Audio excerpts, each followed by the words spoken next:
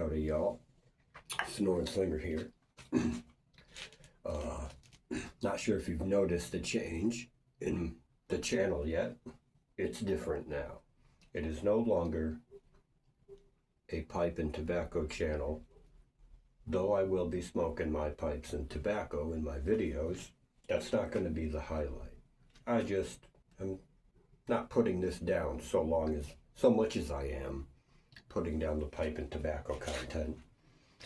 I find the pipe community has been infiltrated by Masons, weirdos, and I mean weirder than me, way weirder than me, too weird for my blood, but all sorts of questionable things. All right, that's why. So, along with that, the new focus is going to be more spiritually driven, more conspiracy driven, and maybe even more doodad driven, you know? And on the topic of doodad driven, I'm making this video to showcase a doodad that I have not really showcased all that much.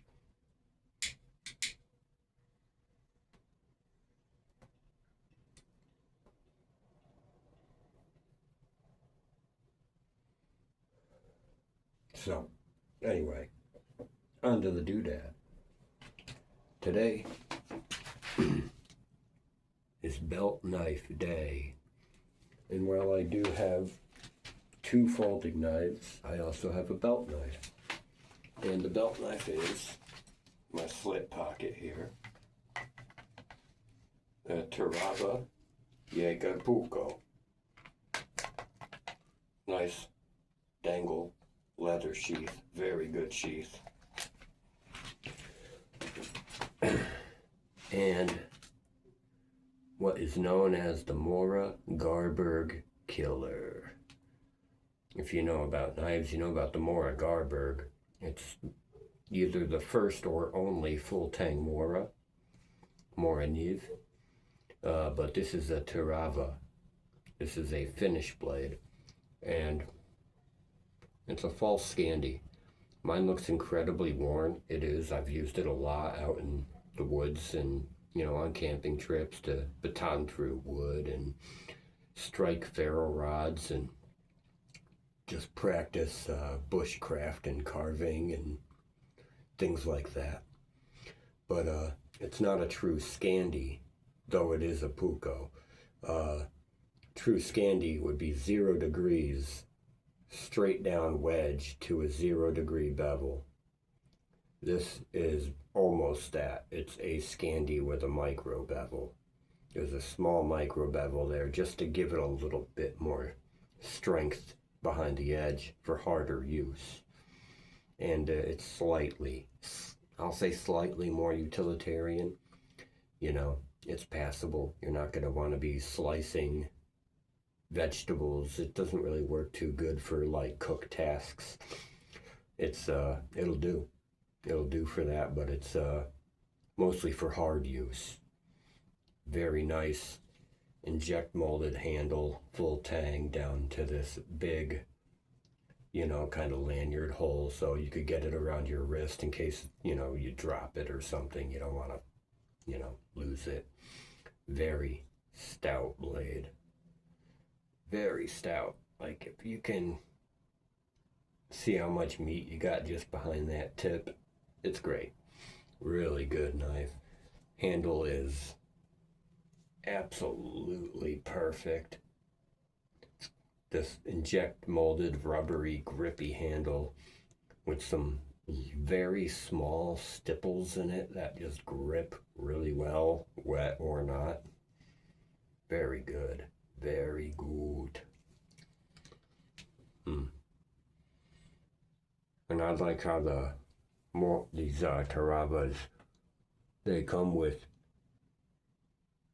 Milne Thor's hammer right on them. Very good. Indeed. And now, the sheath, it's not even clipped, but it won't fall out. You clip it, very stout button. You can't even pull it out of there. Like, you'd have to try very, very hard. And then I just kind of like to put it in the back slit pocket so that doesn't bop me in the leg constantly. It's a very good stout knife, and if you're looking for a good belt knife, which you should absolutely have, all right, it's okay, you know, having a little folding knife on you is great.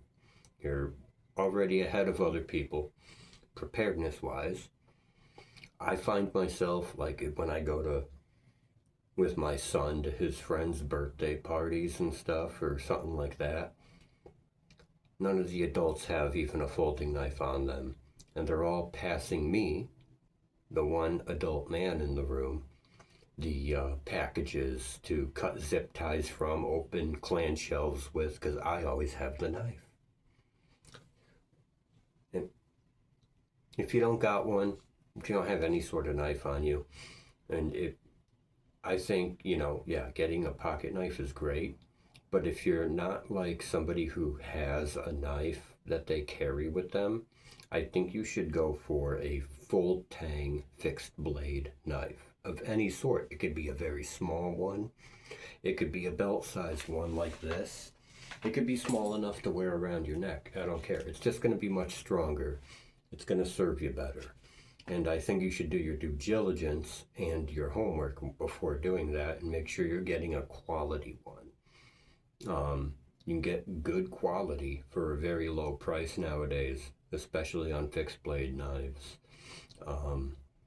Yeah, I'm a firm believer in fixed blade. If you don't have a good fixed blade that you feel comfortable carrying on your person all day, every day, look into your local knife laws and everything from wherever you're from.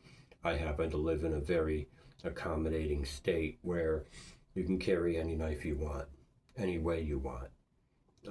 You carry a sword. You're going to end up talking to the police if you do that, but it's technically not illegal. You could carry a sword. I'm not going to do that. It's not practical. But yeah, get you a good fixed blade knife and make sure you get used to carrying it around, you know. Leave it on you while you're at home. Sit in chairs, lay down, you know, walk around, pull it out, look at it, play with it. Get your coffee cup and practice honing the blade on the uncoated ceramic ring on the bottom, you know, things like that. Just get used to the feel of it. Get used to the feel of a full tang fixed blade knife, and I swear you'll always feel like you have some way to achieve the goal you're doing throughout the day, you know, because you're going to be checking the mail, you're going to open a letter, you know, fine. You're going to be opening a package, you know, cutting tape, opening a box, opening a clamshell package, cut a zip tie, cut some cordage. Just get used to it and get comfortable with it, and you're gonna feel way ahead of the game everywhere you go every day. You know, there's a lot of really good utilitarian options out there. I really like the Terava Jaakaripukko. I paid probably, what, $60 total for this whole thing, and this is one of the higher acclaimed outdoors hard use knives you can get for the price. Took a while to get to me because it comes from Finland, but I'm so glad I got it. Strikes a ferro rod, eats wood for breakfast, and it's built like a tank. You really you can't kill it. You can't kill it. It's a great one. I think the steel is 80 CRV2. Great steel. High carbon though, you're going to want to dry it off if it gets wet, which ain't so much a problem out here in the desert Southwest, so I really like having it, especially because out here the wood out there in the desert, super hard wood, so you want a super hard use knife out here,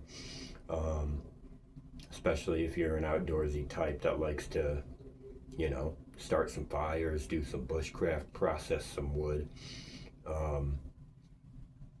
This will get you by every day of the week for the rest of your life, and I would recommend it.